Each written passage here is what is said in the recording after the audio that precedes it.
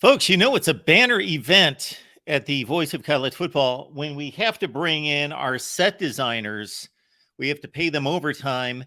We have to give them a special assignment, and it takes a great deal of planning to redesign the helmet shelving and display the Michigan and Nebraska helmets. So we hope you appreciate that. Michigan fans, Nebraska fans, we hope you're ready to speak up. We hope that you are ready to engage in this debate.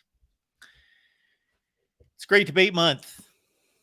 So the secret is actually every month is Great Debate Month here at the Voice of College Football. We kicked off in May, but it is now and continues to be Great Debate Month because the debating never ceases at the Voice of College Football. Best discussion, debate, and analysis. And this is one that we have teed up for quite some time. It's Michigan, it's Nebraska, it's the last poll national championship, the last national championship that was voted on with the Associated Press and the coaches poll determining the national champion. Or should I say, in this case, determining national champions. All right. So again, we invite your comments and questions. We will drop the link in the chat. I already have actually dropped the link in the chat. I will give more than my perspective. We certainly want all college football fans to weigh in on this great debate, but most assuredly, we want the Michigan and Nebraska fans to chime in. So we hope that you'll bring in anyone that you know that loves college football and loves a great debate and loves the history of college football, not just Nebraska and Michigan fans, but anybody out there. Okay, we're going to size it up. But before we do, the reminder is that the Amazon link is in the description section of all the videos. So go to the description section of all the videos, grab the Amazon link, and please put it somewhere where you will remember it, bookmark it, save it, and use it when you shop Amazon. It's the same shopping experience, exactly the same shopping experience. Does not cost you a penny, and you don't send all your money to Amazon, who already has $1.8 trillion. I saw that figure about 3 or 4 months ago. It's probably up to like $2.5 trillion by now. You don't send them all your money. You provide a portion of that to the Voice of College Football. Okay, we are going to size up the teams, and let's get on with it here. So first and foremost, we have a Michigan football team in 1997, of course, that went 12-0. So they played 11 regular season games back then.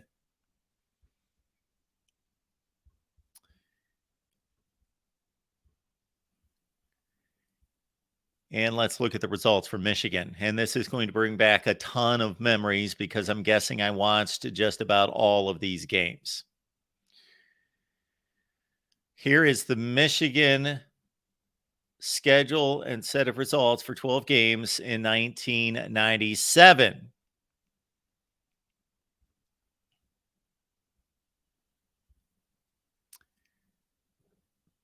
Michigan kicked off the season as the 14th ranked team in the country. They were coming off, let's see, in 1996, they were coming off a season in which they defeated Ohio State.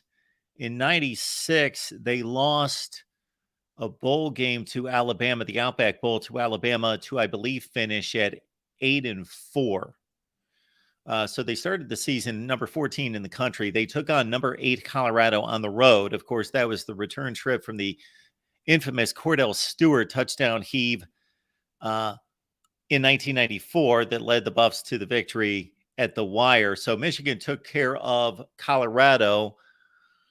It's escaping me right now if Colorado finished strong that season. I'll have to take a look here. They were number 8 at the time. Michigan won that game 27-3.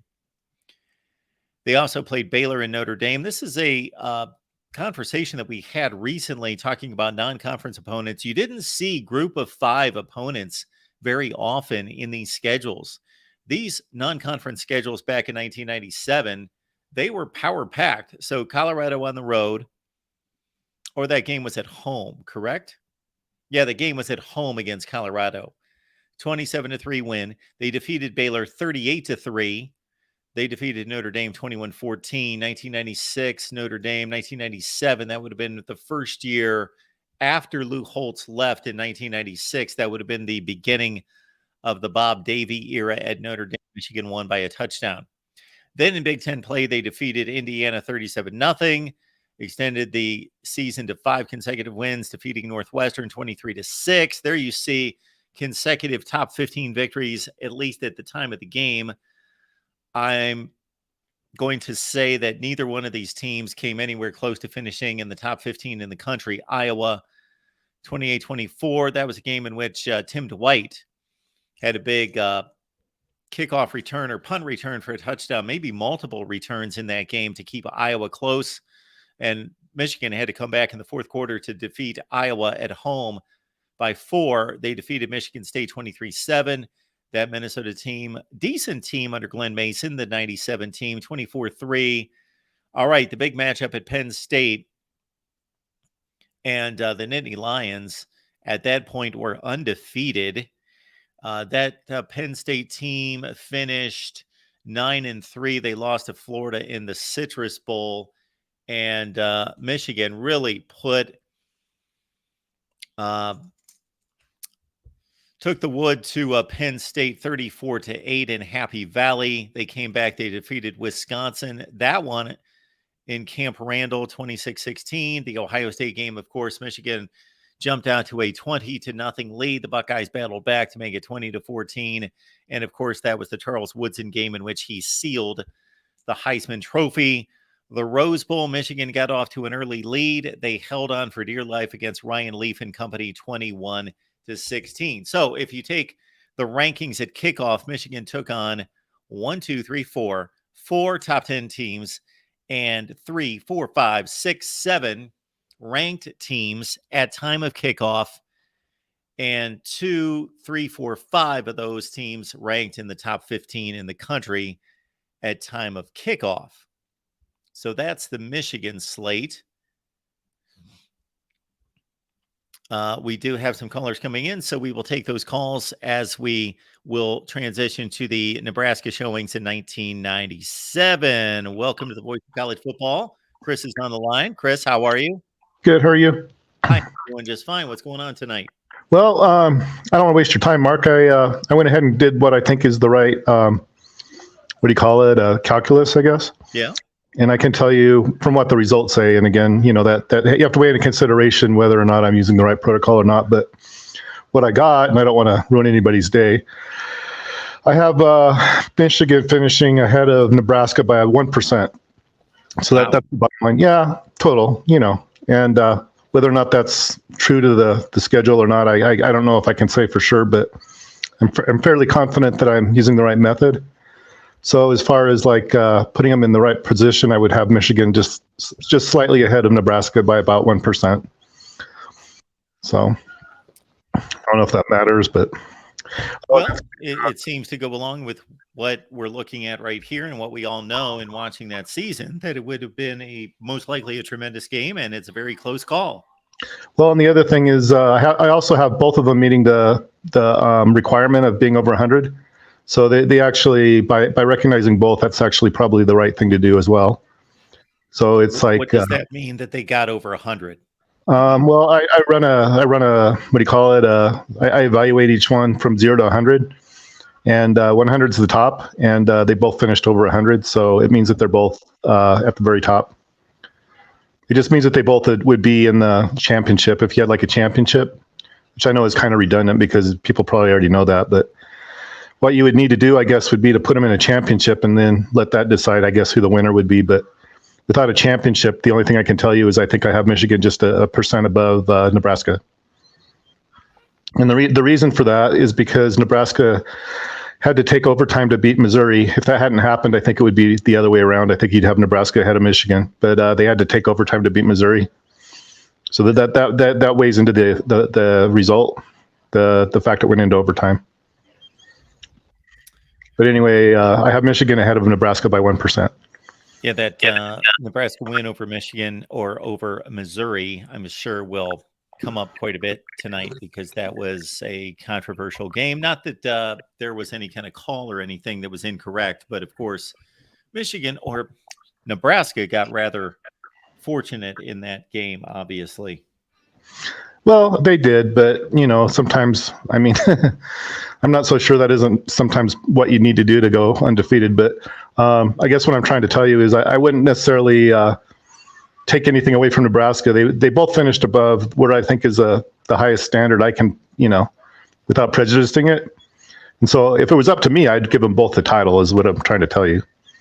But if I had to rank them, I'd put Michigan ahead of Nebraska. Okay. If it's my decision, which obviously it's not, but well, the data I'm using is from Sports Reference, so I'm trying to use reliable data, and I'm trying to use it in the way that I think is fair to both teams. But I do have Michigan ahead of Nebraska, so I just thought I'd let you know that. Okay. Well, thank you, Chris. I appreciate that. And much like you, I think that both teams earned a national championship and should be recognized. Yeah. Well, I'm not going to be the one here to say who would have won the game or who more deserved a national championship, because to me, they both earned a national championship clearly. It's one of those seasons, I think, where we could have really benefited by a championship game after the, postseason. Yes, we could have. I think that would have helped a lot. But, the other thing, and if I can tell you, I don't hope you, Michigan beat Colorado, Colorado beat Colorado State, and Colorado State beat Missouri. So that's another advantage to Michigan. So there's actually two different things that kind of favor Michigan. Okay. Well, that's a lot of transition. I don't necessarily Michigan, though. give that validity. Okay. All right. Thanks, Mark. That's me personally. Thanks, Chris. All right, bye. Thanks for the call. Appreciate it. So, yeah, we're going to go through some comparisons here in just a second. I was looking through the final AP rankings. I'll post those here in just a second.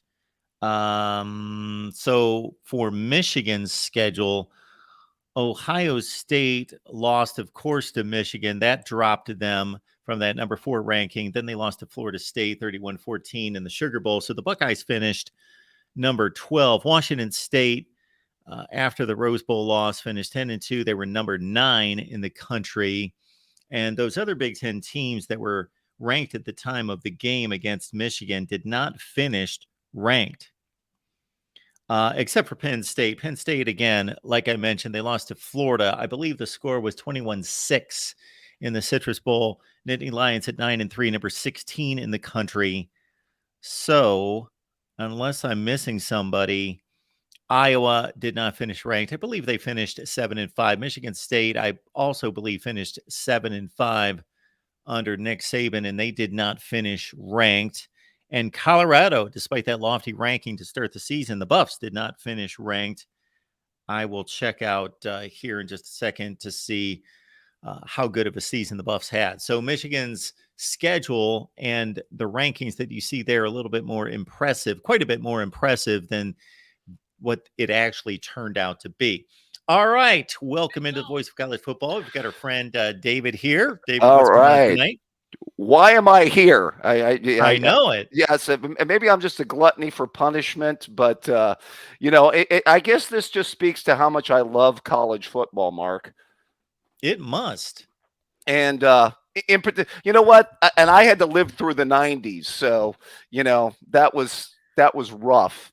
Yeah, this was part of that rough stretch.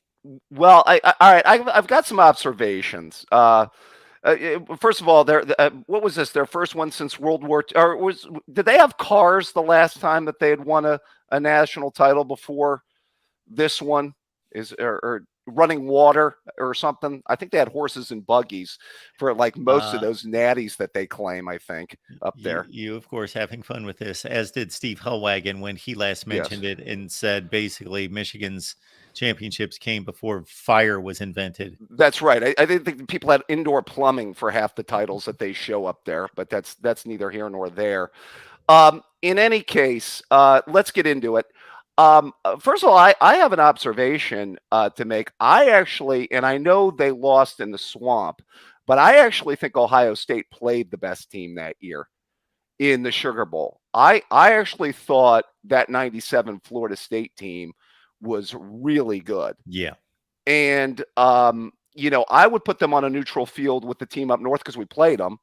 And I would put them on a neutral field with Nebraska 97 any day of the week and twice on Sunday.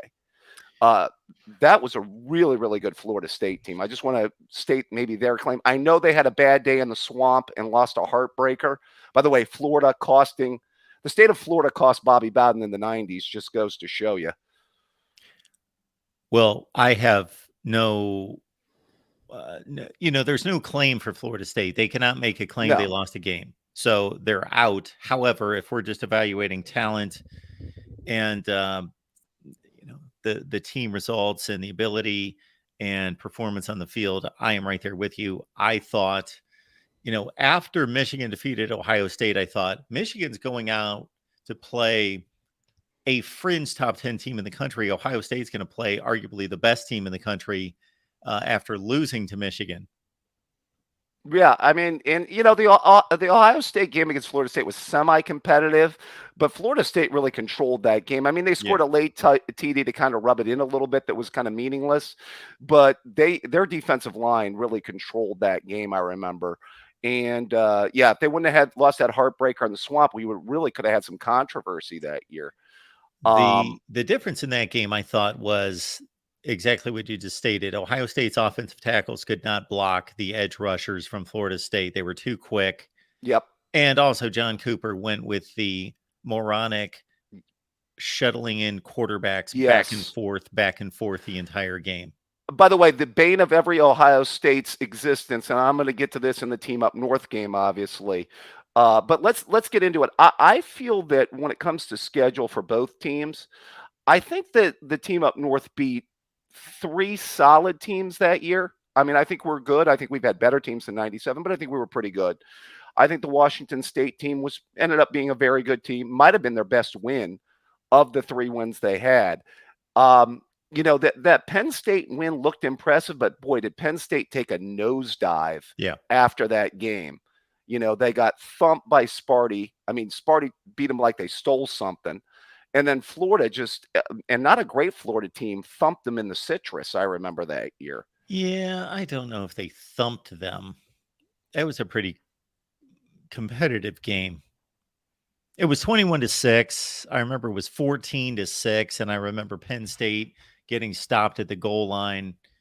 It was a pretty competitive game, but Florida was clearly better. Right. I think Ohio State was the best team that Michigan played the whole season. Okay.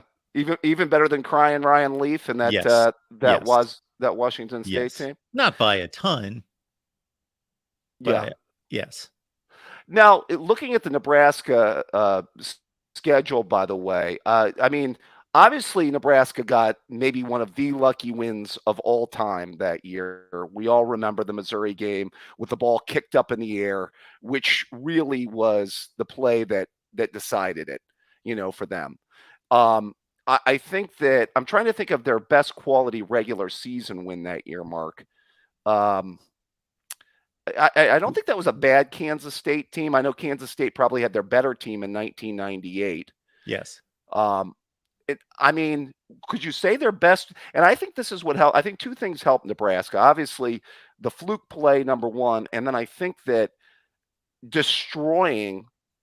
I think the best one was probably destroying Peyton Manning in his last game at Tennessee. Oh, absolutely. Yeah.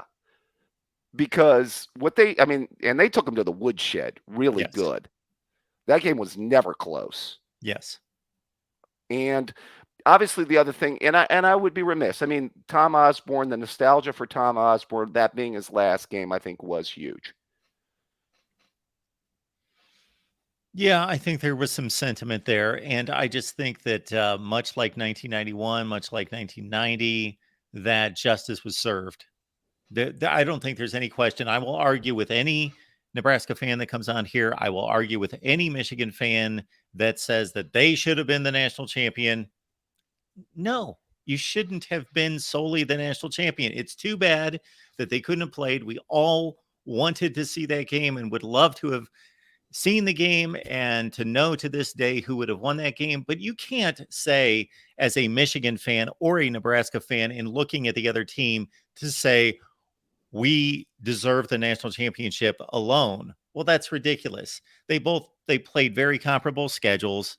They both have points on their side that are clearly established, easy to determine We could argue all day over who would win the game. We have no idea. I can go point counterpoint on that all day, but Nebraska had the luckiest win. Absolutely, they did. The Michigan argument is that they were more consistent defensively the entire season. That they probably played. I'd have to go through it with a fine tooth comb, but during the regular season, played a tougher schedule slightly.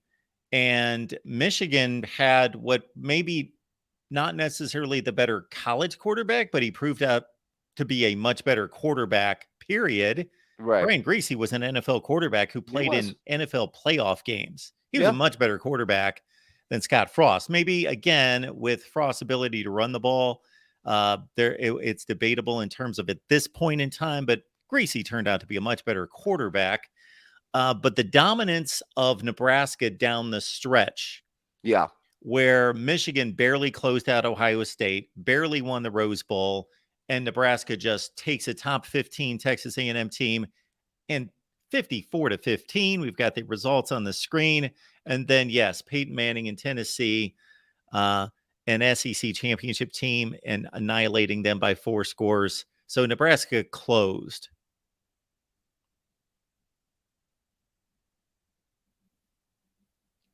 Hello, David. We lost David. All right. We will keep it moving here at the Voice of College Football. We've got David. Are you with us? All right. We will put David in the background and we'll move on to our third caller, but our first from one of the two combatants. So we've got our buddy Mike Fort checking in tonight. Mike, how you doing tonight? Hey, Mark. How you doing? I am doing just fine. What's going on? I was a little late to the party. Hopefully I didn't miss too much, but I don't think so. We're just reviewing schedules. Yeah, I mean, and it does stand to reason that they do have a common opponent in Colorado. Yes.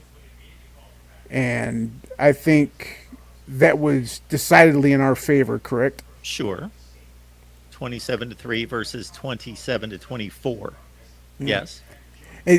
Honestly, I think really the only thing that Nebraska fans could hang their hat on is that they wrecked Tennessee in the Orange, where, Washington State was competitive with us in the Rose. And they wrecked Texas A&M the game prior in the Big 12 championship game. Well, was A&M really that good? They were a top 15 team in the country. If you're going to say Texas A&M wasn't any good, then you're going to have to say Penn State wasn't any good. They were for a while. Yeah, but one of them went 9-3. The other one went 9-4 because they played Texas A&M or they played Nebraska in the Big 12 championship game. Okay, I'll give you that. But I mean, I hate to be the conspiracy theorist here, but this felt like the retirement gold watch for Tom Osborne. And I agree with that there were voters who changed their minds. So leading into, we could bring up the vote totals prior to the postseason and see that Michigan was up in both polls. And of course, they lost the coaches poll after the Rose Bowl. But I just think I don't see in any way that there's a fair argument to say that they both didn't earn a national championship. That it's not like one of them played 8 ranked teams and beat them all 50-0, and the other one squeaked by a million teams and had a win like Nebraska did against Missouri 6 times. And there are pros and cons all over the place here. Well, I'm not saying that it's clear cut one way or the other. I mean I still think firmly Michigan, but I mean, well, of course you do. Yeah, and I'm trying to be neutral here, but Nebraska's offense was better than ours. That's kind of a given. Our defense was better than theirs. I think that's a given as well. But like I said, the main thing I look at is that I believe. Was it Fulmer ranked them 4th in the final poll, if I remember right? I don't know. I know that there's some kind of controversy there. I don't remember what the ranking is. And I think Paternal ranked him down too. Assume that's for jealousy for beating him pretty good. But I mean, there was clearly some sort of I don't know if collusion is the right word, but there was some type of manipulation between the coaches to get Michigan out of the first. I mean, you could say whether it's over jealousy, over some sort of animosity, whether it was a gift for Osborne, but it was pretty much well known that Fulmer had spite for Michigan and Charles Woodson for winning the Heisman over Peyton Manning. Okay. Well, first of all, yeah, and I can imagine that he did, because most of us were surprised that Charles Woodson won the Heisman Trophy. I was expecting Peyton Manning to be awarded the Heisman. Going into the postseason, in the AP, Michigan had 69 first-place votes. Nebraska won 69-1. It finished at 51.5 to 18.5 after Nebraska was more impressive and more dominant in their bowl game against Tennessee. Now, the coaches poll that flipped, Michigan was up 53.5 to 8.5 going into postseason play, and it flipped to 32-30 Nebraska. That's how close Michigan came to a sweep in the two polls. Yeah, and I mean, I thought it was pretty clear that Michigan was going to be the number one, and every analyst I saw worth his salt was saying that Michigan was the number one team. Yeah, I mean, there were even polls saying, what has to happen in the Rose Bowl and Orange Bowl for Michigan not to be number one, other than Michigan losing and Nebraska winning. And generally, the consensus was, if Michigan wins by 1 point, they're the clear number one national championship. Why though? Because they had a better body of work throughout the entire season. I mean, Missouri took them to overtime. Missouri ended up six? Weren't they like a 6-5 team at the end of the season? 7-5. Yeah. Well, 6-5 regular season. I think they won their bowl game. Well, Michigan won a game at home. That Nebraska game against Missouri was on the road. Michigan had a game against Iowa in which they were losing in the fourth quarter and won 28-24 against a 7-5 Iowa team. Well, okay, so do you really think that Missouri and Iowa are? I mean, I know they have comparable records. Do you think they're comparable teams? Well, I'd have to go back in time and look. Actually, the same AP voters that you are giving credit to ranked Missouri at the end of the year at 7-5 and did not rank Iowa. They ranked Missouri at 7 wins? 23. That's embarrassing. And, well, main thing, Iowa had a really good running back. I think his name was, I want to say it was like Octavius Barnes. But they had a really good running back. 1997? I should be able to remember the Iowa running back in 1997. I'll have to look. It's not coming to mind. I'd have to look Anyway, it up. we're not going to go into, we'll go into player evaluations on the two teams, but we're not going to go into player evaluations on the teams they played. Right, yeah. That's too deep a dive. This is way too close to call. And even if I had a definitive opinion, like Team A would have beaten Team B, I'm almost certain of it, I still think you have to award both of them a national championship. You just have to. Well, I mean, if that's the case, I mean, shouldn't Auburn have been national championship? Yes. In what was it, 04? Yes, they should be. Yeah. They are. For me, they are the national champion. Oh, you give them a split too? Teams. Pardon me? You give them a split too?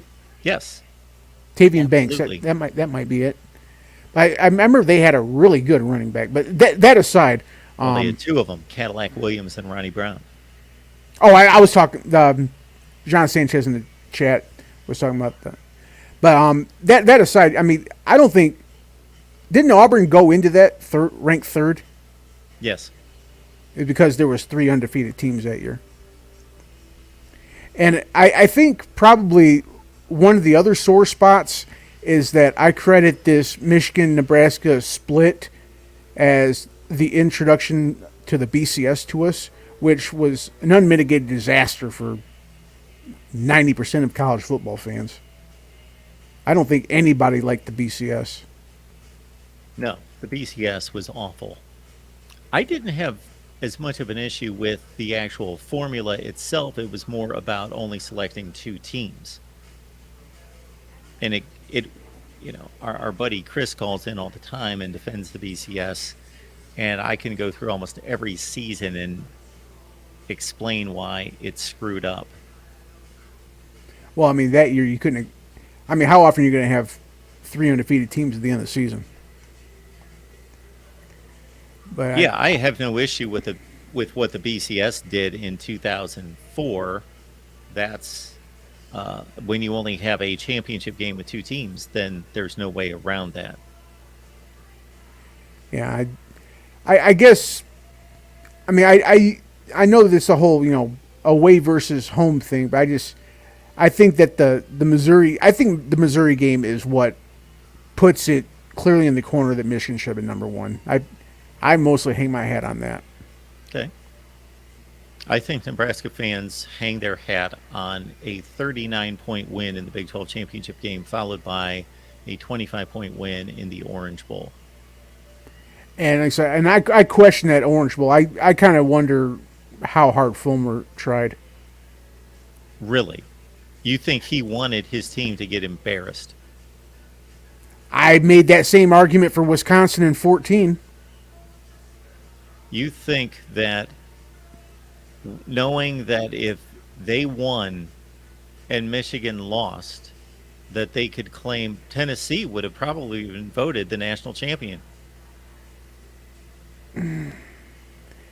I think there could have been an argument for it. There's no way. No, they would have won the national championship.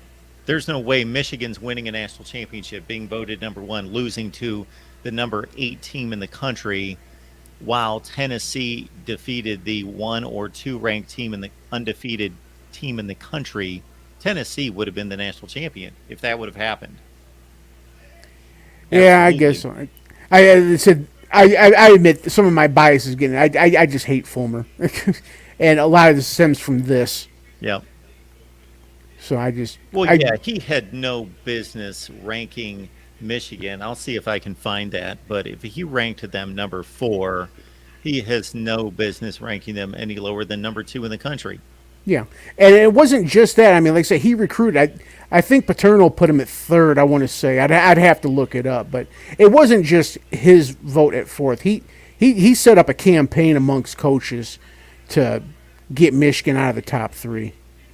I think he was the only one that voted him 4th, but I think Michigan had a few 3rd place votes, which was ridiculous. Yeah. So I mean, a lot of this is just bitterness over that. I will chalk it up to that. I'd have liked to have seen Michigan. I think it'd have been a good game. I think it was just one of those strength versus strength. Our defense versus their offense. And I'm not saying Nebraska's defense is bad. I mean, Sure. I see back-to-back shutouts there. Just like our offense wasn't terrible. I mean, they weren't putting. I mean, I know Iowa State was pathetic back. I mean, they're the Kansas of today. Yes. Of back then. But we weren't putting up 77 on anybody. But that's not what Lloyd Carr did. He's straight out of Bo's 3 yards in a cloud of dust playbook. So Michigan's not going to have these gaudy numbers on offense. That's just a reflection of our system, not necessarily how good we were. I don't know if you heard my comment, just matching up the 2 quarterbacks. It would have been argued in 1997 who the better quarterback was, but Brian Greasy turned out to be a much better quarterback overall. He went on to the NFL. He played in NFL playoff games. Scott Frost was just a college quarterback. Yeah. Ooh, wow. 335.2 for Charles Woodson. Maybe he definitely did win the Heisman, didn't he? Well, that's based on 1 passing attempt. Yeah. But I mean, look at Greasy's number. I mean, really, a 3-to-1 touchdown to interception ratio is. Yep. I mean, it's solid game manager stuff, Back but then, especially. yeah, I mean, for our offense, it's kind of par for the course. I mean, it doesn't really reflect what kind of quarterback Greasy was. I mean, he kind of did his tour in the NFL. Yeah. I remember he was with the Cowboys for a while, but I think he was one of these guys like Testaverde that gets shuffled along every couple years. He was with the Cowboys. He started a playoff game with the Broncos, and he was with the Buccaneers. Oh wait, no, I know the quarterback. It's the one that competed with Tom Brady. You're thinking of What's his name? oh my word, Drew Henson. Drew Henson. I kept wanting to say Chad Henne. Drew Henson. Yes. No, He was no, with the Cowboys. yeah, I mixed them up for some stupid reason. They were right around the same time. Yeah, it's Drew Henson. Yeah. Well, like I say, I guess I've made my piece. Take it for. Well, you've got a national championship, and anytime somebody makes fun of Michigan for having a half national championship, that's kind of a joke, because Michigan won all the games and won the Rose Bowl, won the Big Ten championship, won all the games, so they can't control what was happening somewhere else in the country. So almost every undefeated team in the poll era won a national championship outright. They just happened to be one of those years where somebody else went undefeated. Yeah, I guess I kind of equating Nebraska to like Central Florida of 5-6 years back. They went undefeated too. Yes, they did. Okay, well, I'll hop off here and let the next person up. I appreciate it, Mike. Have a good night. Okay, thanks, Mark. Good to hear from the Michigan contingent here. That's why we're here. We got a Michigan-Nebraska debate on 1997. Who would have won the game? We've checked out the schedules. Of course, we will backtrack if needed, so please leave your comments and questions. I've yet to go through the comments section. It certainly will pop up a little more easily if you give a super chat, as Will ND did. Will, thank you so much for the contribution there. I feel bad for Larry Smith. So many brutal losses. So we're talking about Larry Smith at USC? I didn't know where that came from. Oh, he's talking about yes. But we're focused on Michigan, Nebraska. Anyway, we will keep it rolling here with our next caller here at the Voice of College Football. How you doing tonight? Hello. Hey, Mark, how are you? I'm doing just fine. What's going on? Hey, good to see you. Good discussion. I went to the Notre Dame game that year. I went to the Ohio State game, and I was in the Rose Bowl that day when we played Washington State. Okay. Listen, it was pretty much a given that if Michigan even won the game, that they had a big lead, like you pointed out in the coach's trophy. They had a big lead, and there was some backroom politics going on, no doubt. I mean, that was a time where the Big Ten was being threatened with losing the Rose Bowl, and they didn't want to lose the Rose Bowl, and they didn't know how the BCS was going to shape up, and so the coaches weren't too pleased with anybody from the Big Ten. But that was a big lead that Michigan had going into that Washington State game. And a lot of Michigan fans, myself included, were shocked that Nebraska overcame that big of a lead. And I'm really glad that you gave those vote totals, because that was a big lead. Now, that being said, I've never looked at it as a split national championship. There are teams, as you know, from the 1900s and the 20s and the 30s and the 40s who claimed there was about 5 different national championship weighing things. So, Michigan is the AP national champion from 1997. There was no other. If it was a split, then the AP would have awarded a split. They didn't. That's just terminology that we all came up with, usually to put a dagger in other teams that you don't like. You know what I mean? So I never really looked at it that way. But hey, Osborne was leaving. Um, and I would go with you that Michigan didn't deserve it all if it wasn't that big of a lead.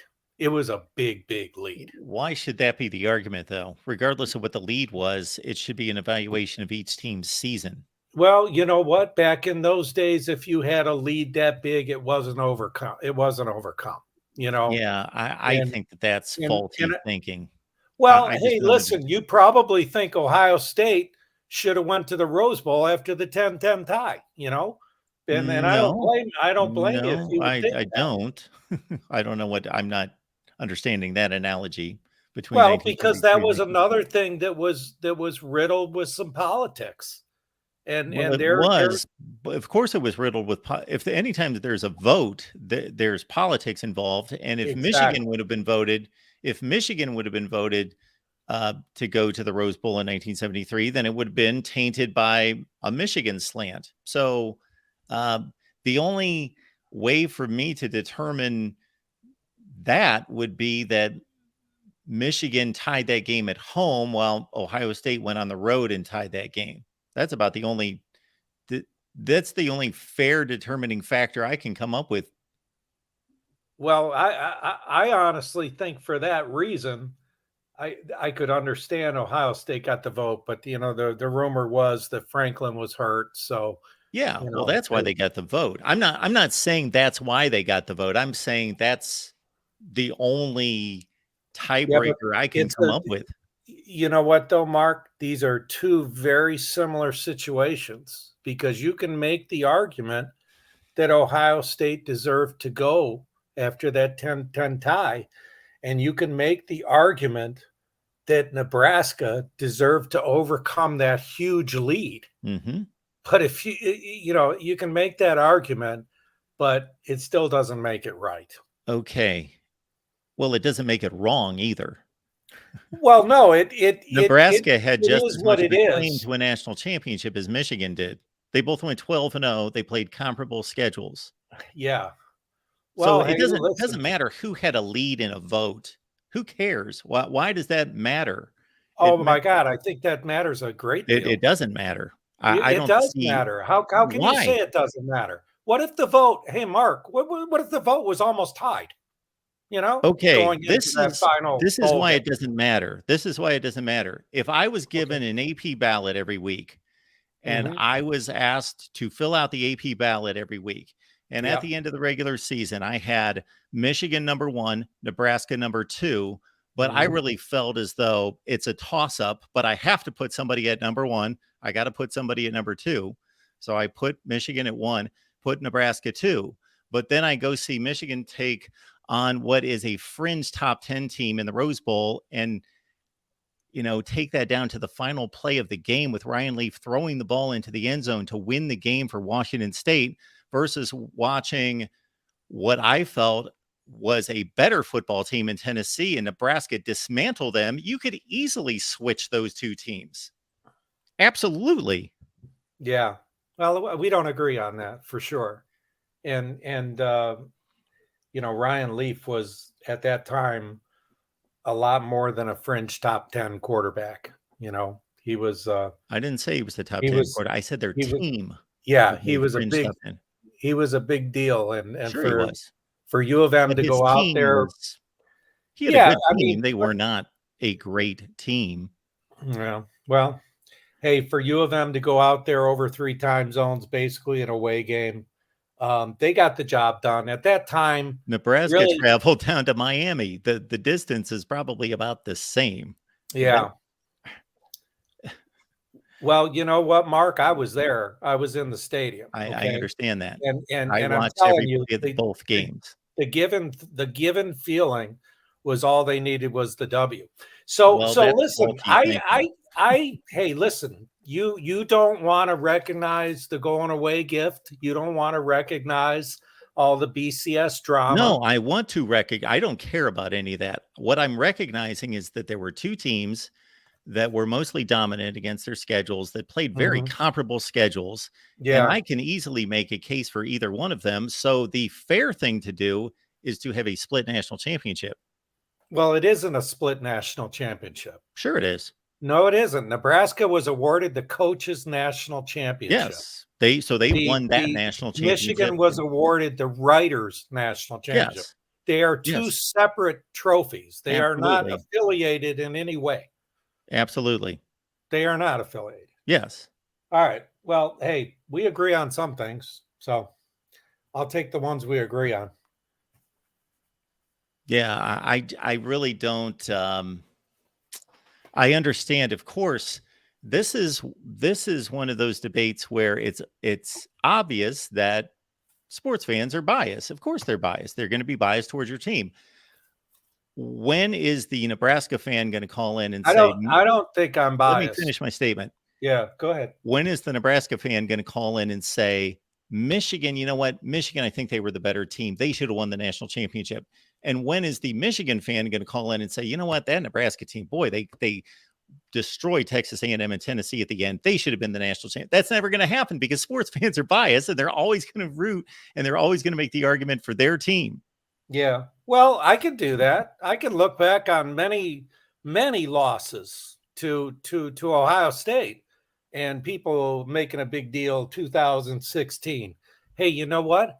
I didn't think it was a bad call. It was a tough call. You know, it was not one that you want to lose a game on, but Yes. It wasn't one that you could say, hey, listen, we got robbed. You know, Thank you. so I don't really necessarily agree with you there that a lot of us can look at things in a fair way. And besides, you know what? Well, When you give up 42 points, you don't deserve to win anyway. So, you know, so when you give up 42 points, you well, don't I'm talking deserve about the to win. 2016 game in Michigan, and the people Oh. were crying and complaining about, you know, the ball didn't reach in the plane and all that. And Yeah. and I never felt that way. I still don't feel that way. And so that goes against your argument that a Michigan fan ain't never gonna, you know, stand up and say, you know, that something was right. I mean, I'm I not just saying did it's it. never going to happen. I'm Yeah, saying that I just did it. I talk to college football fans every day. I Right. get hundreds of comments in every day. What I'm saying is based on obvious evaluation of those comments and the discussions that I have is that 99.9% of the time when it's a debate involving a team that somebody is rooting for, they are going to side with their team. They are going to look at Yeah. that situation. Well, And there's nothing wrong with that. It's just biased. That's well, fine. we do agree. We do on the surface. Forget the fact that I was there. Forget the fact that I lived through it. Forget the fact that I knew what the general, forget the vote, forget everything. And just say, hey, listen, you got two teams, 12-0. Each one of them has a right to claim a national championship. Absolutely. Well, guess what? They both did, but people are still running around going, it's a split. It's a split. It's not a split. They're not affiliated in any way. Well, And that just teaches people to be ignorant. And it's not a split. well, It's not. We didn't split the AP trophy. yes. And they- If you heard the previous call, you know that I say that all the time. The Michigan fans do not need to put up with stupid rhetoric about a split national championship because you cannot control what some other team is doing. They won all their games, mostly in dominant fashion, and can claim a national champion. We didn't win a split national championship. We won a whole AP national title. We did not win a split AP title. To be more accurate, there were multiple national champions in 1997. There you go. So everybody can claim whatever entity it was that gave them, you know, their title. I don't listen, 12-0 is 12-0. You know, I can understand that logic, but that's I don't know. It was a shitty system. The Big Ten, they didn't like the Big Ten back then. You know, the Big Ten didn't want to give up the Rose Bowl. And, you know, I mean, we were kind of the last ones to get dragged into this whole thing. And it's only because we agreed to have the Rose Bowl every, you know, whatever number of years. And then you see where we're at now, right? It's all gone anyway. So, you know. Well, I do agree with you going back to 2016 that if Michigan would have been awarded that spot, I would have said, that's fine. I don't know. I don't know where the ball was spotted. I don't know where the ball landed. I think that call was so excruciatingly close. I have no issue with that call going either way, and I have no issue with Michigan fans being upset about the call, but I don't think anyone can say definitively that that call was correct or incorrect. It was just way too close. Yeah, I wonder why. I doubt that Michigan would have gotten invited to be one of the Final Four, like Ohio State did last year. You know what I mean? I mean, who got that spot in 16 where Michigan didn't get in? Ohio State. Well, yeah, Ohio State got a spot, Mark, but they deserved it because they won the game. But who got the spot that Michigan didn't get? Oh, you're talking about in the championship game, Penn State. Yeah. See, but if Michigan would have beaten Ohio State, they would have been playing in the Big Ten championship game.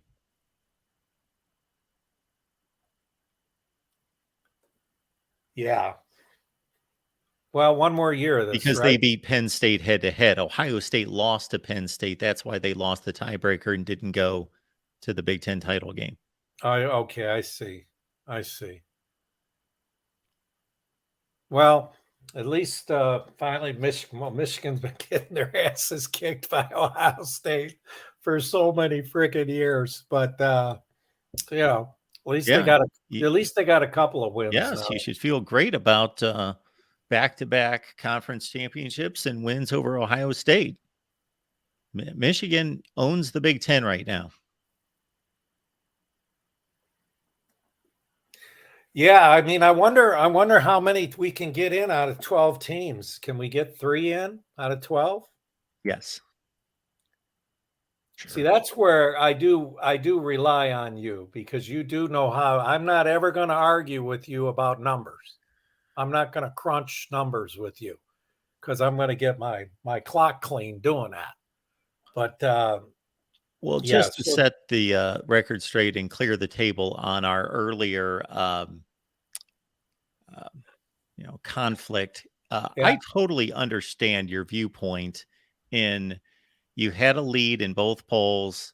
You felt as though all you needed to do was win the game and sweep both polls and a national championship in both polls, and that's not what happened. So I understand your take. I'm just asking that you understand my take is that it seems reasonable to me that you could be an AP voter or a voter in either poll and have Michigan number 1 and Nebraska number 2 up until, because you're evaluating these teams each week, not just if they win or lose, but the performance of the game.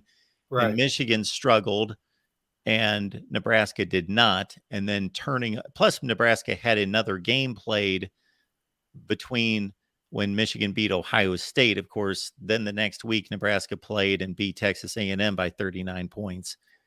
Well, there's your, and I do get that. And I can even say that the Big Ten has been so stubborn over the years, stubborn to a fault.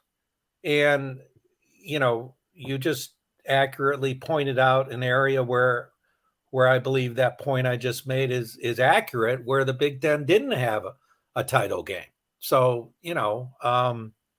we were stubborn about the BCS, and I'm not saying the BCS was great. I don't think anybody, except for I think you got one caller that likes the BCS, but yes, we did. Out of the thousands that watch your show, you've got one caller.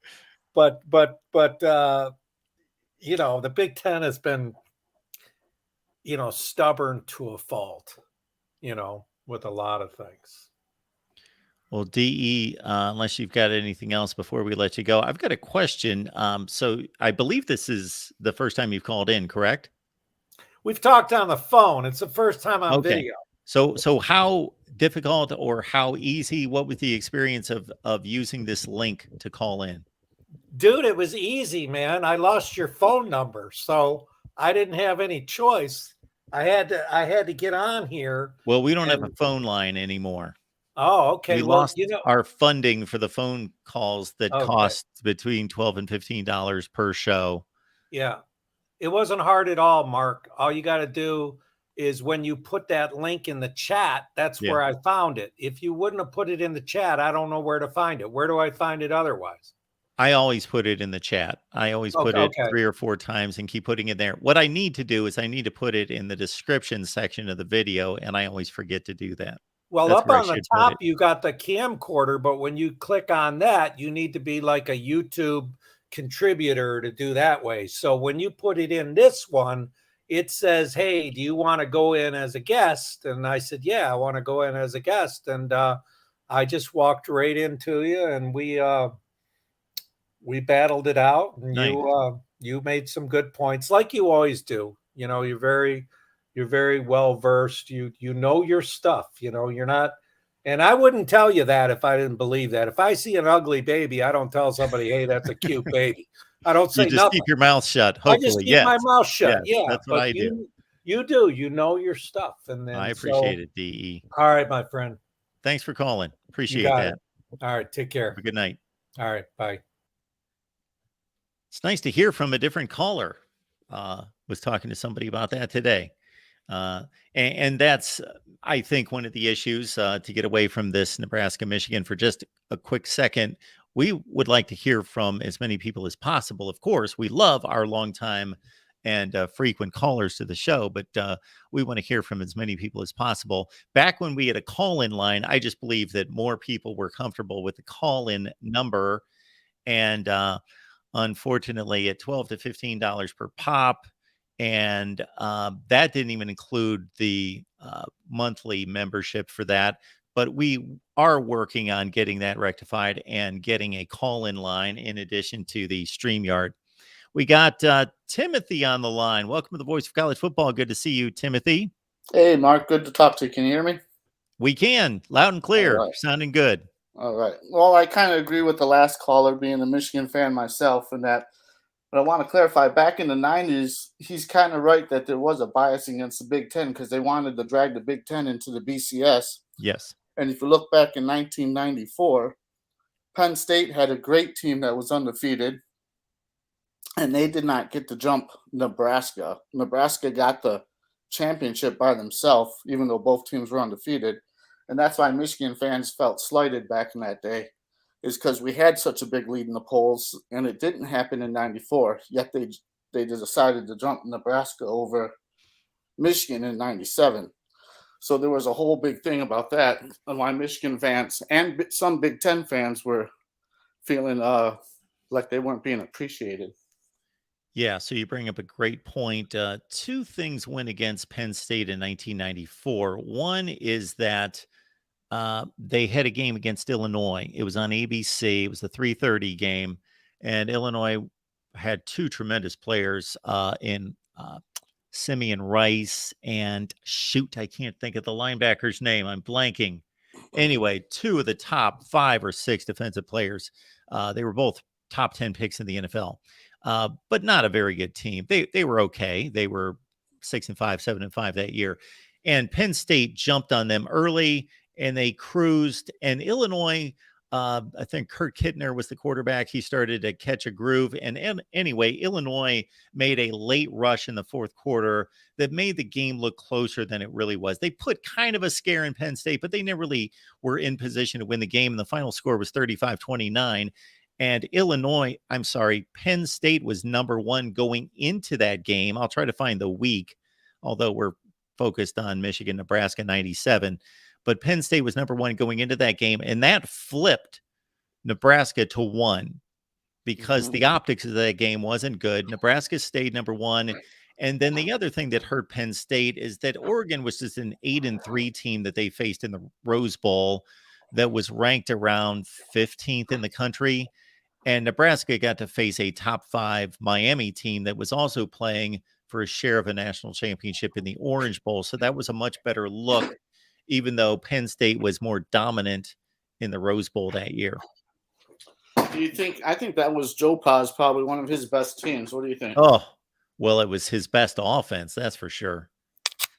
Yeah, that team was loaded on offense. It was crazy good on offense. But that's why a lot of Michigan fans, I know I still remember it being like, man, Penn State didn't get to share it just a few years ago, and it was the same, school in Nebraska that got to. So we felt a little slighted about that. And that's what he was talking about in that Yep. poll. That's why we were talking about such a big lead in the poll, and it didn't happen in years prior. If it was a situation like with this college football playoff committee, then everybody could get together and say, okay, what's fair? And then they would say there's a split national championship, or I know that my previous caller DE corrected me, a national championship, a multiple national championship where there could be some kind of a fair decision made rather than just everybody voting on their own, and it just kind of falls wherever it does.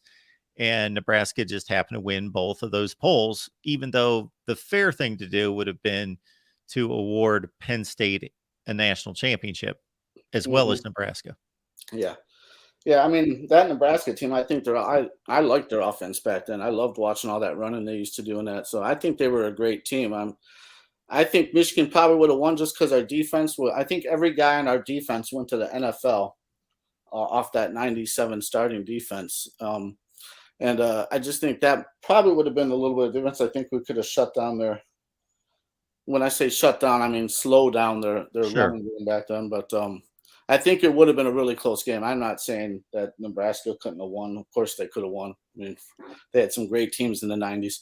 And I liked their coach too. So I think maybe they gave him a going away present, but hey, he won for years and years and years. So even if that was the thing, I mean, that type of bias can creep in when you're a winner like that. So, but yeah, I wanted to call in and make that point, saying about that. But both teams were great. I mean, too bad we missed it by 1 year. 1 year later is when they started the BCS, and that would have been a great game.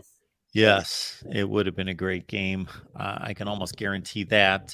Better than the Florida State Tennessee, the first BCS championship game, which was a decent game, but not a great game. With Florida State playing a third string quarterback, Marcus Outson. Yeah. Woodson, he's one of my favorite Michigan players ever, and he was tremendous, man. Shut down half the field against the pass, it seemed like. Yeah, he was something else. I got to say that maybe Ohio State could have pulled off an upset without Charles Woodson on the field, who had the punt return touchdown, who caught a long pass over the middle for about 30, 35 yards that set up a touchdown, and of course had the interception in the end zone off of Stanley Jackson that thwarted an Ohio State touchdown. So in a 20-14 game, he pretty much was the difference. He was, and he was the difference in the Washington State game too. Before that Ohio State game, I forgot what the starting other corner's name was. I know his name was escaping my mind. Anyways, he called in the locker room to his other starting corner that he was going to take one back against Ohio State that year. And I heard the other cornerback talking about that on the show before, and he did. But anyways, against Washington State, they were moving the ball too, and Woodson had an interception in the end zone. And that Washington State team had some good receivers. They were fast. I mean, it's one of the first teams I remember playing where they were 3-4 receivers out there, and every single one of them was quick. Really quick. You bring up a really good point, I think, there, in that even though I don't want to discard Washington State, I know I said that they were a fringe top 10 team, and I do believe that. There is a challenge there when you're playing in the Big Ten, and we're talking 25 years ago, playing in the Big Ten and playing run-oriented teams week after week after week, and then suddenly you see a future NFL quarterback who was supposed to be a great NFL quarterback, of course. NFL personnel and general managers and personnel directors were wringing their hands between the choice of Peyton Manning and Ryan Leaf, and you just play a different style offense. That's something that you can try to prepare for, but it's difficult when you see that for the first time. And they still held Washington State to 16 points. Yeah, it was a great defense. Well, me and my friends and everyone I know celebrated it as a national championship, and we always will. Sure. So, but then I'm sure Nebraska did too, and they should. But I'd like to see Nebraska return to their glory days. Actually, I'm one that likes when all the old blue bloods are good and at the top of their game. Like I want to play Ohio State when they're at the top of the game and not beat them when they're down, or I want to play Nebraska at the top of their game like they used to be, or Notre Dame and that. But all right, man, I'll let you go. And if other callers come, but it's a great debate. Yeah, appreciate you calling, Timothy. Good to hear from you. All right, have a good night.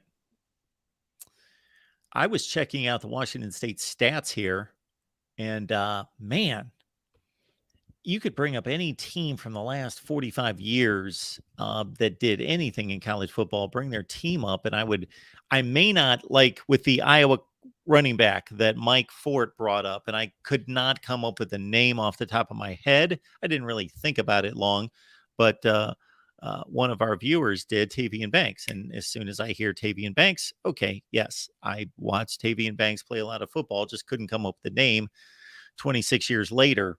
But I got to say, I'm looking at these Washington State wide receivers. I am not remembering these names. Kevin McKenzie, who caught 55 passes for almost 1,000 yards and 11 touchdowns, and Chris Jackson, 54 catches, 1,000 yards, 11 touchdowns. I do not remember those guys. This makes me want to, after we get done here, watch the 1998 Rose Bowl. This makes me want to watch. I have, I'd say in the last couple of years, watched parts of and the key parts of the Nebraska-Tennessee Orange Bowl game. It hasn't been long since I've taken that in. I think that was a Sean McDonough, Todd Blackledge call on that game. And, of course, Keith Jackson and Bob Greasy calling the Rose Bowl, which was an interesting dynamic with the senior Greasy calling the juniors' Rose Bowl appearance, because it would have been just about 30 years prior that Bob Greasy led Purdue to the Rose Bowl against USC. All right. Appreciate you all being here at the Voice of College Football. This is what we do. We discuss, we debate, we analyze college football like nobody else. Thanks to you. I'll get to your comments and questions there in the chat. I have left the link in the chat if anyone would like to call. Yes, Hummus Hero, Amon Green, I had the stats up earlier, was a beast. Wow. I hate to try to group how high he would be on a list of all-time running backs, but man, he had 1,900 yards this particular season and 22 touchdowns. And yes, Tim, whoa, Nelly, let me tell you about the Keith Jackson. Joel Makovica was a monster. Yes, Joel Makovica, the heir apparent to Corey Schlesinger, who was the running back when Nebraska defeated Miami, as we discussed in the 1995 Orange Bowl to cap Tom Osborne's first national championship. Good stuff from all of you. Yes, Tim, I smell a Patreon watch party. We have to figure this out, though. So I'll have to let you all know what happened after we had our Ohio State Clemson watch party. And that was a great time. There were 3, 4, 5 Clemson people that watched the Ohio State game, and I give them all a ton of credit. That was Brian Knight. That was Jordan Bowman. That was Jason Priester. Trying to think, there were a couple other Clemson people that stopped by and watched us Ohio State fans complain about the calls in that game, and they were all extremely gracious to say, you know what, Ohio State kicked us around the field for 3 quarters and looked like the better team, and really a lot of bad things went against them. Now, certainly they weren't giving up the victory and shouldn't, but that was fun. The issue with that is, bam, I got dinged the next day by YouTube, even though we did not have it. I thought that if we didn't provide that in public consumption to be consumed by the masses, although we should have the masses in Patreon, it would be great to have like 1,000 people in Patreon, that YouTube would not flag that. However, they did. They gave me a copyright strike and said that if we got another strike or two, that we might lose the channel. So I got one of those. So I'm trying to determine how to how to set that up the next time. Maybe we don't put it on YouTube. We just simply put it on Patreon and in the Discord. And I think we can get by that. My only concern is that it's still a YouTube presentation. It's still a YouTube video that we would be watching when we watch the game, but we would not be broadcasting it on YouTube using YouTube, and we wouldn't need to. So I don't know whether to roll the dice on that one. Anyway, while we contemplate that, we will bring in our buddy Will to talk some college football. Will, how you doing tonight? I'm doing good, Mark. Just chilling out, listening to these discussions about Michigan and Nebraska. Do you think? I think if we want to do a watch party, I think if you just hit like record only, that should work, right? For StreamYard. Yes. I believe if we just put it on StreamYard, give everyone the link, do not involve YouTube at all, even though the video is coming from YouTube, that we should be okay. Yeah, I think that's the plan. Yeah, I should try that on a low traffic channel first. Is maybe what I'm going to do. Because they threatened to shut me down after the last, and that's the only time we've done that. What is going on over there? Wait, is that loud? Sorry, just like I'll mute it if there's something going on. But okay. I thought the roof was caving in or something. So do we think that if we match it up, do you think that Michigan's offense could score enough against Nebraska? That's the one thing I was thinking of comparing these two teams, because they kind of just passed it to the tight end a lot. I felt like when I didn't watch like every Michigan game, but that's the one thing that I feel like Nebraska could take advantage of, is Michigan not being able to keep up. I mean, I know Michigan's defense is really good, but like... So full disclosure, for as much as I try to stay neutral on this, because I think both teams definitely deserve and earned a national championship. If we're talking about what would have happened in a game, I have thought during most of these 25 years that Nebraska would have won that game, but I more recently have leaned the Michigan direction, because I do think that they could more effectively throw the ball if they needed to. When Brian Greasy's completing 63% of his passes in 1997, that's like completing 73% of your passes now. I understand what you're saying about Michigan being maybe a little bit limited. I'll have to refresh my memory on their skill position players on the outside versus Nebraska. I do think that I know that Michigan had a better defense, and they had a future NFL quarterback. And it probably would have mattered when they played that game. I'm not talking about where, I'm talking about when. Nebraska at the end there, their last two games of the season, they were lights out. Now the week before, they beat Texas A&M by 39 in the Big 12 championship game. They struggled against Colorado and only won that game by 3 points.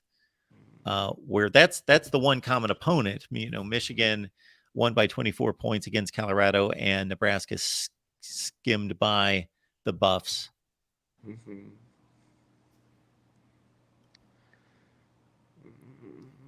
Yeah, I'm going to check out these Michigan receivers and refresh my memory here.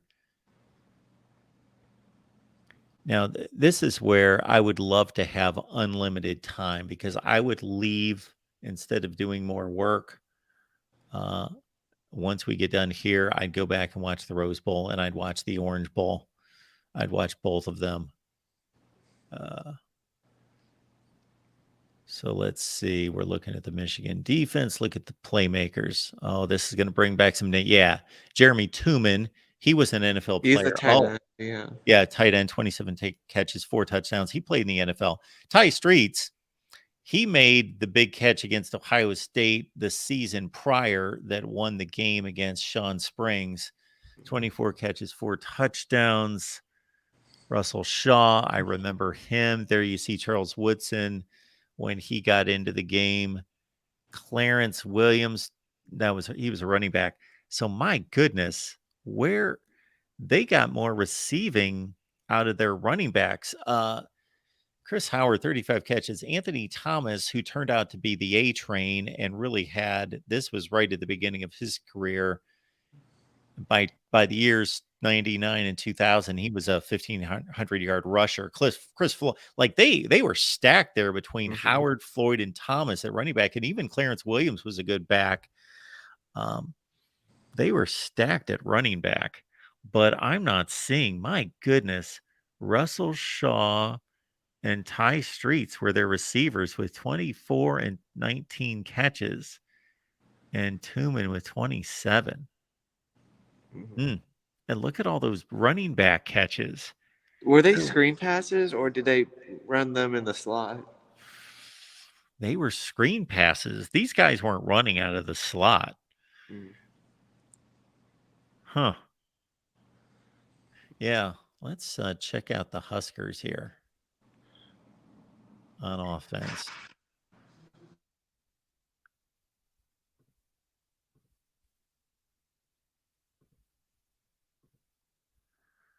So, yeah, Amon Green was a beast.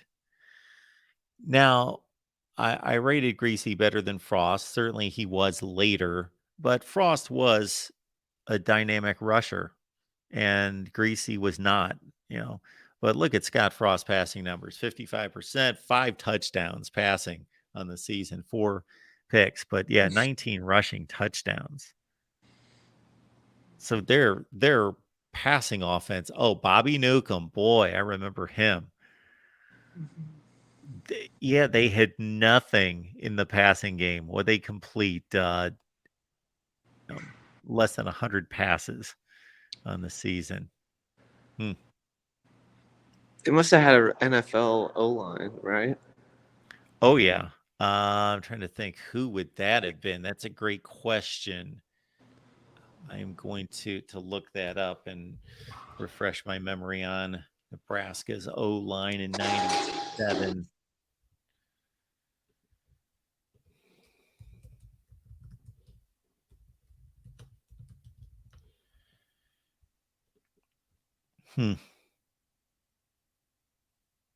Oh, we've got Matt stopping by. We'll let Matt jump on in here as well. Matt, how you doing tonight?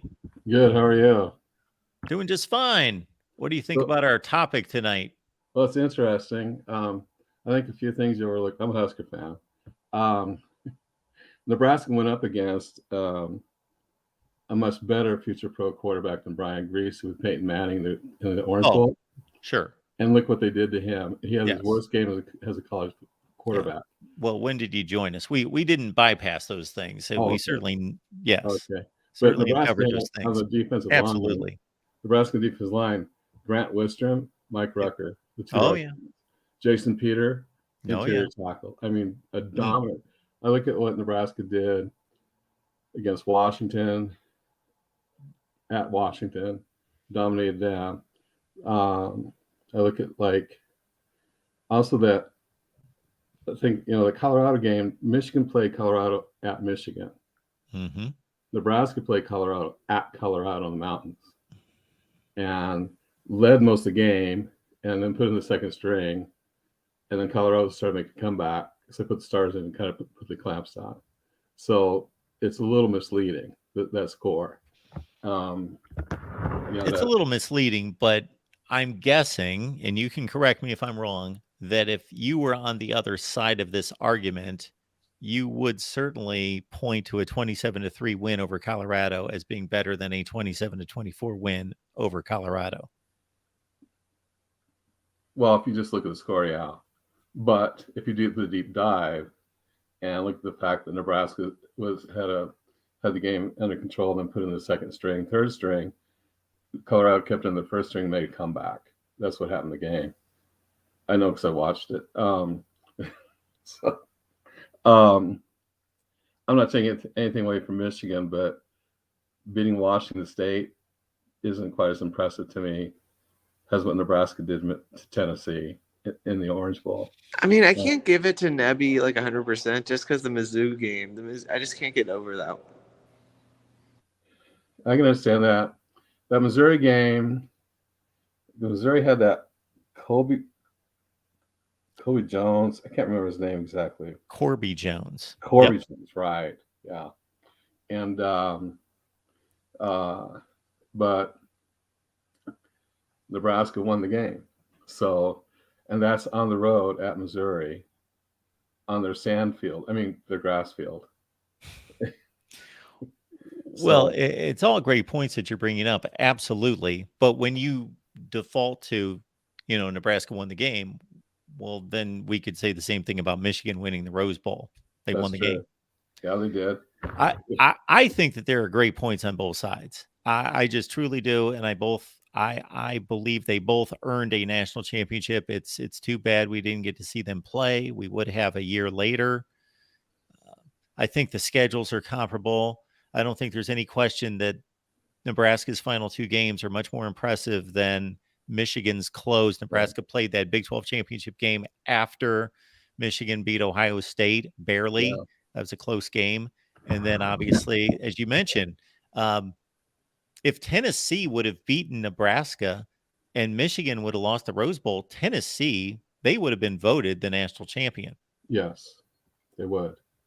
So they had a lot to play for, although that game was played the night of the Rose Bowl, correct? Yeah, I think so. I think the Rose Bowl is the afternoon, Orange Yeah, it Bowl was is the at 5 night. o'clock Eastern game. Yeah. Yeah. And yeah, I think Michigan had a great team that year, and so did Nebraska.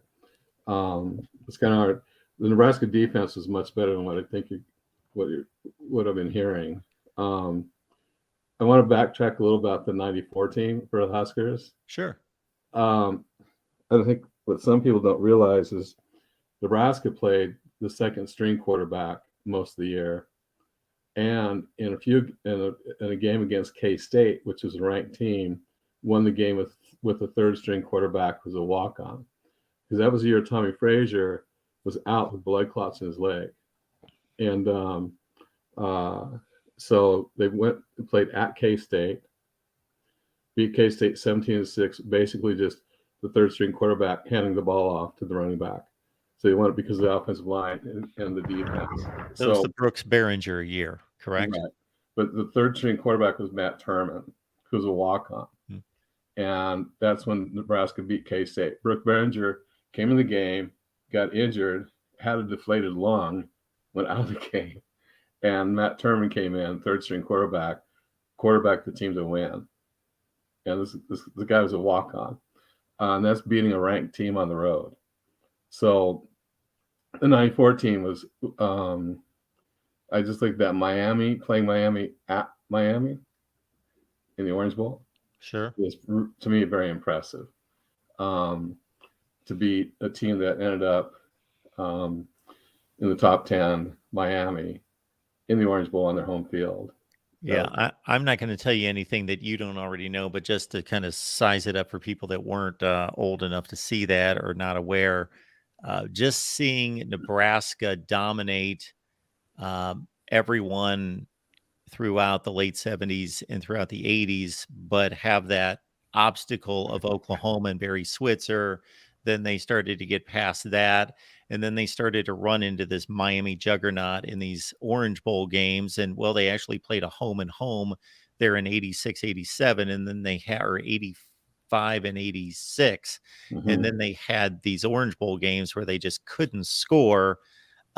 It was just, I don't even know how to describe it. And I was a neutral party, just wanted to watch great college football. Oh yeah, that was frustrating because it's like to see them after them knocking their head against the wall, to see Tom Osborne, and it's just brilliant what he was able to accomplish. Basically, he stayed with their identity, but he just nuanced it enough with a passing game, with Frazier, and with some speed in recruiting. And then to see them wear down Miami in the fourth quarter and just beat them with Corey Schlesinger and those backs over and over and win the Orange Bowl. That was just historic for them to finally get past Miami. Yeah, it was. It was like, I always kind of wondered, this is why I think personally the playoffs should not be in the bowl games. I think that the high ranked team should play a home game. If that's, hey, Michigan should have a home game at Michigan in January, and see how a Southern team does at Michigan at Ann Arbor. Well, we'll see some of that. You know, because I mean, that's way off for Nebraska, but just even playing a home game in Lincoln, the playoffs would be awesome. Because Nebraska, when they played Miami and Florida State those years when Osborne couldn't beat them, they were playing them in Florida on their home turf, and that makes a difference too. Oh, absolutely. And but yeah, but of course my favorite was the '95 Huskers. Yeah. That team could not be denied in any such way. I think they didn't play a close game. No, they didn't. No. But hey, I'm not a Michigan fan, but happy to see them, doing well. So. And to take it back a year prior to that 94 breakthrough, it had to be excruciating. It was excruciating for me, again, as a neutral bystander, just having so much respect for Tom Osborne and then playing such a great game against Florida State in the Orange Bowl. And then the scurrying down the field and the big pass completion, and then they missed the field goal that would have won the national championship the season before. I know the guy that held that field goal. I know the guy that's a field goal kicker on that field goal miss. So I occasionally ask him, hey, how did that feel? Just kind of get a little reaction out of him. It was, well. It was rough. It was rough. It was very similar to the Ohio State kick against Georgia this past year. It just didn't have a chance. Yeah. So it'll be interesting to see Michigan, Ohio State this year, I think. Yeah, you would think so. But Michigan is, for the first time in a long time, just a more stable outfit with less questions. That's true. So, well, Matt, we appreciate you calling. Yeah. Call back anytime. Okay. All right. Have a good night. Thanks for the insight. Yeah. All right, folks. We just wanted to get together to talk 97 Michigan, Nebraska. This comes up quite a bit. Of course, these are two of our channels here at the Voice of College Football, and this comes up again quite a bit, and so we wanted to address it. And if anybody else wants to call in, the link is in the chat. Mark, the reason I said the Larry Smith one, because he was the coach of Missouri, and I was like, it took me a minute on that one. Yeah. Larry Smith bounced around a little bit, USC, Arizona, but yes, he was the head coach at Missouri. Mm-hmm. Yes, he was. Well, it'll be fun to do another one of these debates soon, but it's definitely fun to see the fans that were like around of the teams inside. Yeah. So I really like that part of it. Yes. Do you have any recommendations or requests for us for debates? Well, I saw that Miami show guy.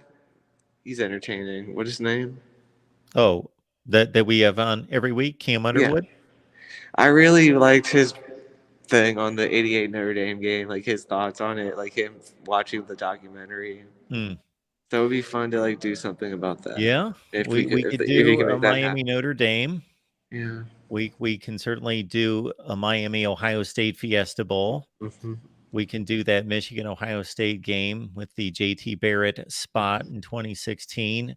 I would like to do a Florida State Notre Dame 1993. Mm-hmm. I remember I was watching the 2016 game and I was sick and I was watching it in my bed. I remember that pretty clearly. I was like, did he get it? Did he get it? Did he get it? Yeah. Right. Yes.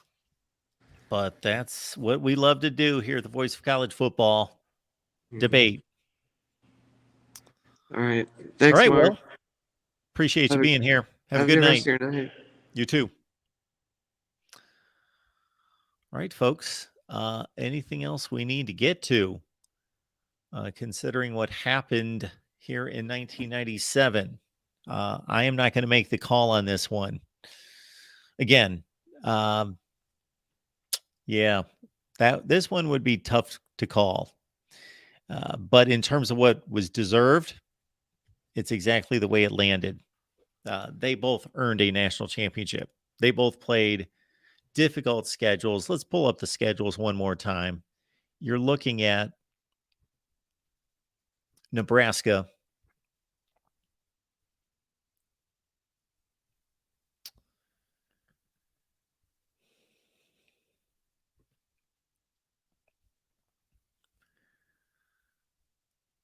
Which started the season number 6 in the country. And if you recall, so Nebraska won back-to-back national championships in 1994, 95, 96.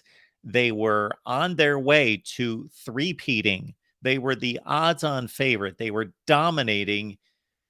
And as a one-loss team, they ran into James Brown.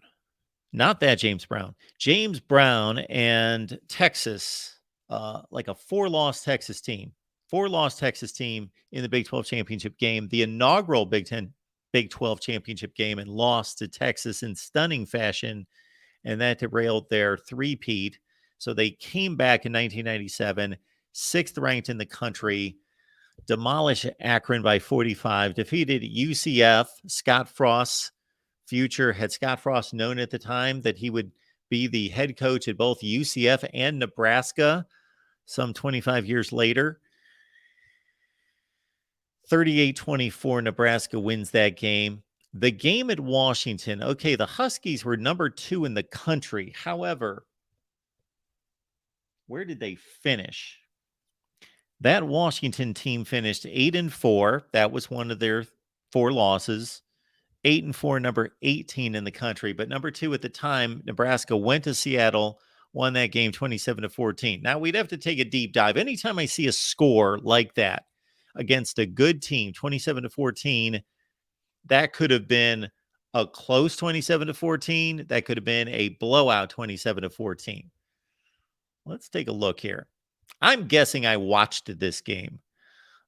Shoot, we don't have a box. We don't have anything to go on. I thought we were going to get a box score there to check out 27-14.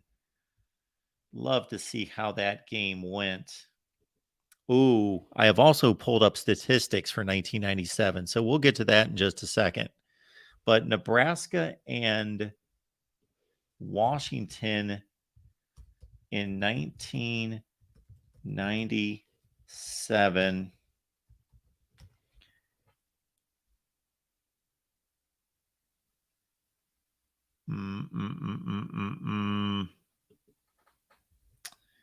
Yeah, it's going to take way too much digging for me to try to remember how that game went.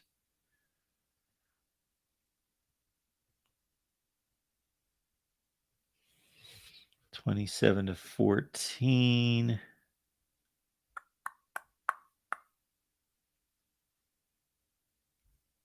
Yeah, just way too much to dig into. But it was a quality team, but not quite as good as a number 2 ranking by a long shot. Then taking on Kansas State, the 17th ranked team in the country, and dismantling them by 30 points. Now, that Kansas State team, they did not finish in the top 25.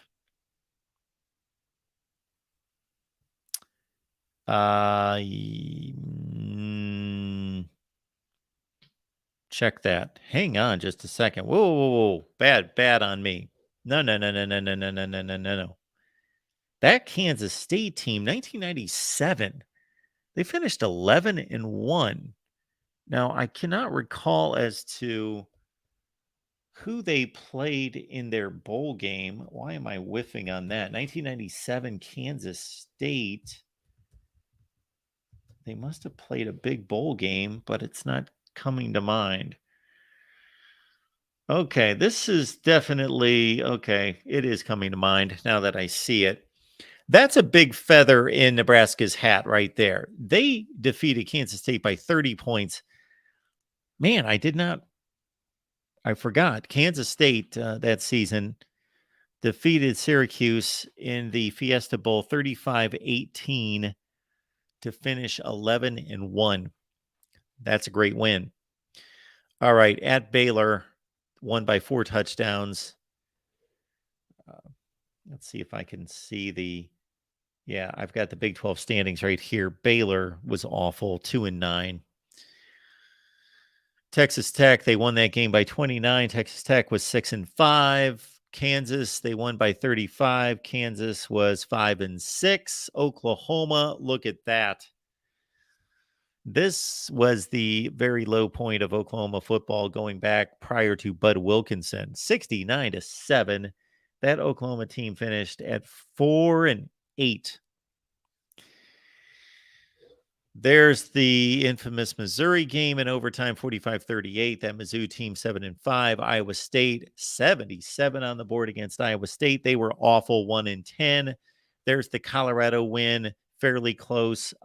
We just heard the explanation from our caller Matt, 27-24. The Buffs finished at 5-6. So that Buffs team started the season number 8 in the country. Lost to Michigan by 24. Never recovered. Finished 5-6. And lost to both of these teams. Texas A&M finished at 9-4. Tennessee, of course, was playing for a possibility at sharing a national championship or winning the national championship, but Nebraska stomped them by 25. Now I'd like to go to, let's see if I can find this. I've got it on my other laptop here. College football statistics for 1997. I found a site.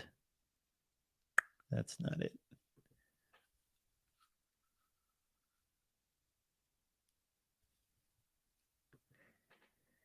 Let's match up these teams statistically.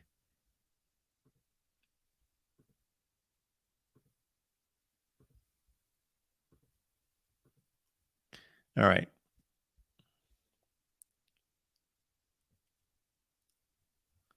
Okay, whatever that is, opponent average rank. Okay, so if you take all the rankings from all the teams over the course of the entire schedule, that's what their rankings are. So Tennessee apparently played the toughest schedule in the country, and Michigan number 30 and Nebraska 41. That's based on rankings. Points per game. Nebraska, number 1 in the country, almost 47 points scored per game. Michigan, nowhere to be found. I wish they would put numbers next to these, but Michigan scored just under 27 points per game. So not even close there. Nebraska, the number 1 scoring offense in all of college football. And Michigan looked like they were about number 40. Michigan, number 1 in total defense. And that's in facing Washington State, Ohio State, Iowa, Michigan State, Penn State, Colorado, Nebraska. Let's see, about number 12, 2, 4, 6, 8, 10, 12th in total defense, scoring defense, 16.5. Margin of victory, Nebraska easily over Florida State. Michigan about 8th or 9th in margin of victory.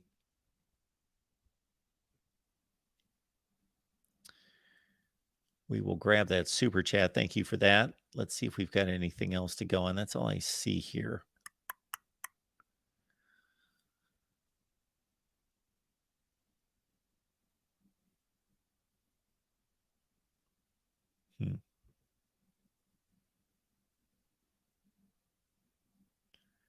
Conference rankings. Sunday is Father's Day. 1997 conference rankings. The Big Ten went 71-60, outscored its opponents by 3 points per game. The Big 12 went 74-65, just slightly worse, outscored its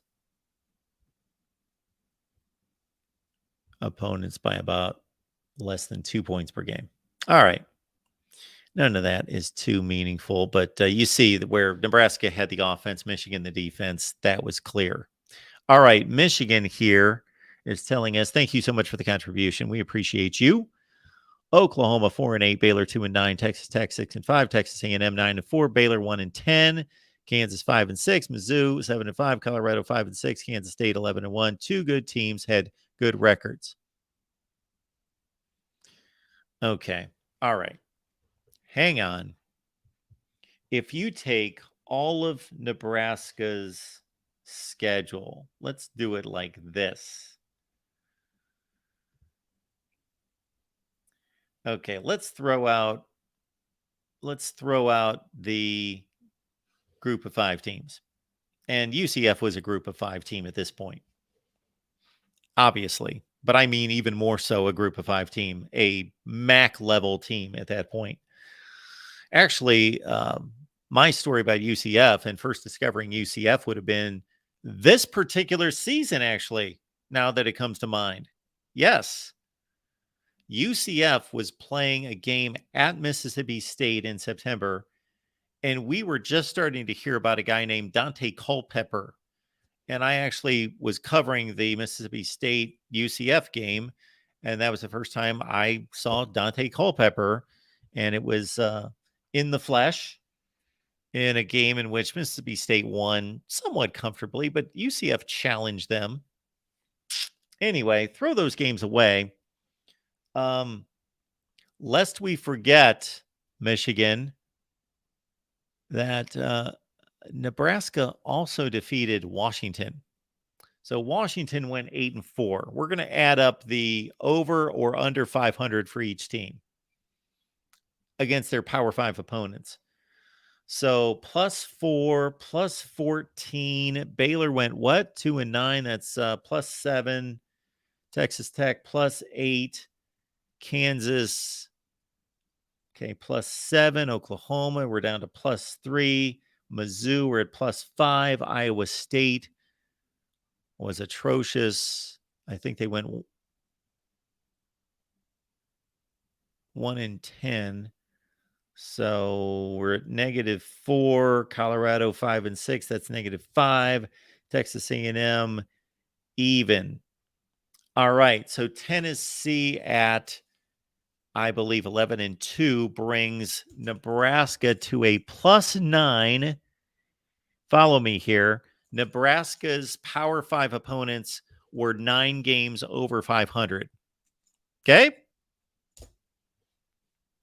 Let's check out Michigan.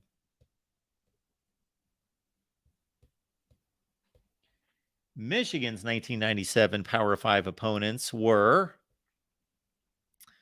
okay, Colorado went 5-6. That's 1 under 500. Baylor, Michigan played Baylor as well. That's interesting. They both played Colorado and Baylor. So Colorado -1. Baylor takes it to -8. Notre Dame that year, that was Bob Davies' first year. And Notre Dame went 7-6. So we are at -1, -8, -7. What did Indiana do? -7. Indiana was 2-9. That's -14. Northwestern was -2. That's -16. Iowa was +2. That's -14. Michigan State was 7-5. That's -12. Minnesota was 3-9. That's -18. Penn State was 9-3. That's -12.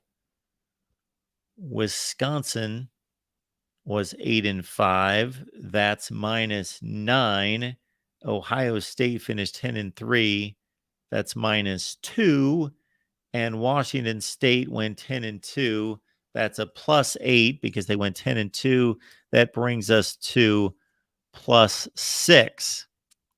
So I know Michigan man right there, you were trying to make the point that Nebraska had an awful schedule. Well, actually, Nebraska's Power 5 opponents were +9 over 500, and Michigan's Power 5 opponents were +6. So, again, when you're here at the Voice of College Football, we get to the truth. We get to the facts.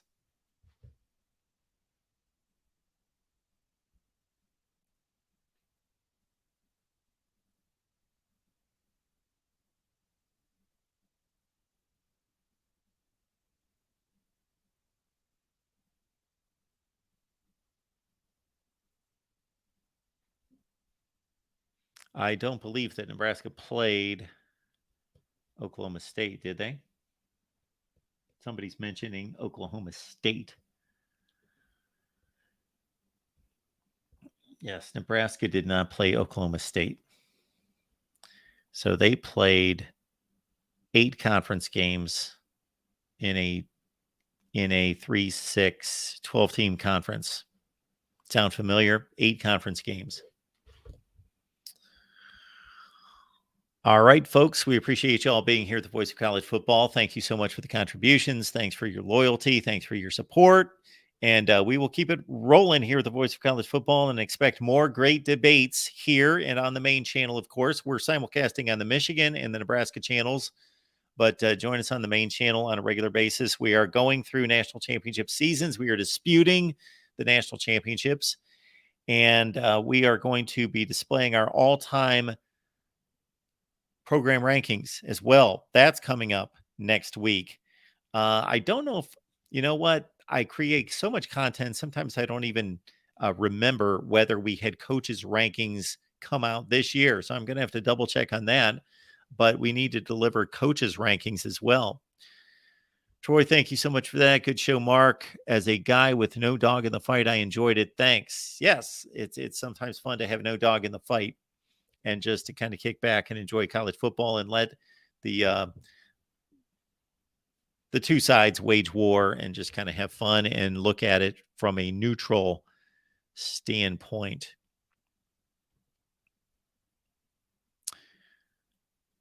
All right, folks, appreciate you being here. Have a great weekend, and we will be live next on Monday for the Big Ten Live show at 6 p.m. Eastern Time. That's over on the main channel. So if you're watching us on the Michigan channel or the Nebraska channel, and you are always just right here, we've got a main channel.